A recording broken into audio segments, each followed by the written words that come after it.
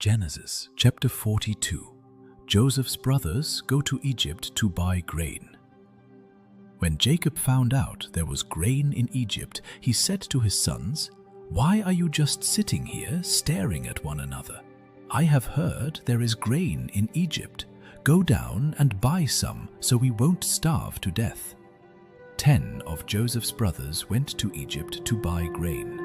But Jacob did not send Joseph's younger brother Benjamin with them. He was afraid that something might happen to him. So Jacob's sons joined others from Canaan who were going to Egypt because of the terrible famine. Since Joseph was governor of Egypt and in charge of selling grain, his brothers came to him and bowed with their faces to the ground.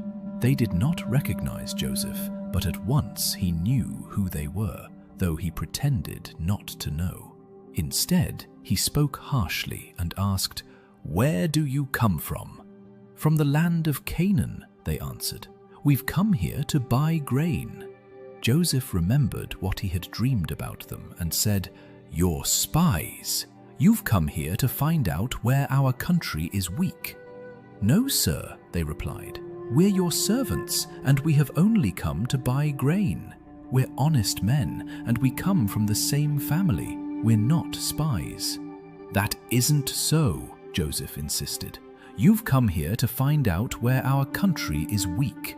But they explained, "Sir, we come from a family of 12 brothers. The youngest is still with our father in Canaan, and one of our brothers is dead."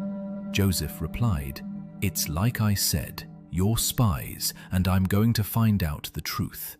I swear by the life of the king that you won't leave this place until your youngest brother comes here.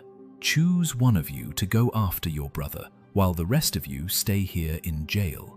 That will show whether you are telling the truth.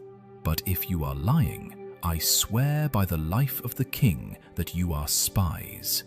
Joseph kept them all under guard for 3 days before saying to them, "Since I respect God, I'll give you a chance to save your lives. If you are honest men, one of you must stay here in jail, and the rest of you can take the grain back to your starving families. But you must bring your youngest brother to me.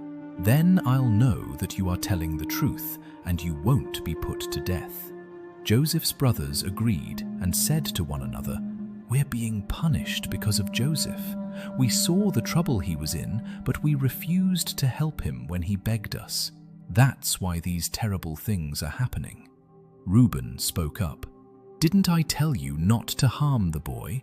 But you wouldn't listen, and now we have to pay the price for killing him." They did not know that Joseph could understand them, since he was speaking through an interpreter. Joseph turned away from them and cried, but soon he turned back and spoke to them again. Then he had Simeon tied up and taken away while they watched. Joseph's brothers returned to Canaan. Joseph gave orders for his brothers' grain sacks to be filled with grain and for their money to be put in their sacks. He also gave orders for them to be given food for their journey home. After this was done, they each loaded the grain on their donkeys and left.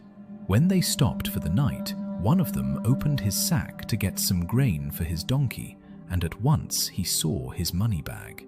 "Here's my money," he told his brothers, "right here in my sack." They were trembling with fear as they stared at one another and asked themselves, "What has God done to us?"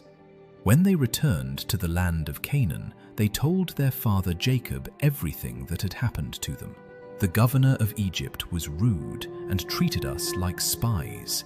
But we told him, 'We're honest men, not spies. We come from a family of 12 brothers. The youngest is still with our father in Canaan, and the other is dead.' Then the governor of Egypt told us, 'I'll find out if you really are honest. Leave one of your brothers here with me, while you take the grain to your starving families. But bring your youngest brother to me, so I can be certain that you are honest men and not spies. After that, I'll let your other brother go free, and you can stay here and trade.' When the brothers started emptying their sacks of grain, they found their money bags in them. They were frightened, and so was their father Jacob, who said, "You have already taken my sons Joseph and Simeon from me, and now you want to take away Benjamin. Everything is against me." Reuben spoke up, "Father, if I don't bring Benjamin back, you can kill both of my sons. Trust me with him, and I'll bring him back." But Jacob said, "I won't let my son Benjamin go down to Egypt with the rest of you. His brother is already dead, and he is the only son I have left. I am an old man, and if anything happens to him on the way, I'll die from sorrow, and all of you will be to blame."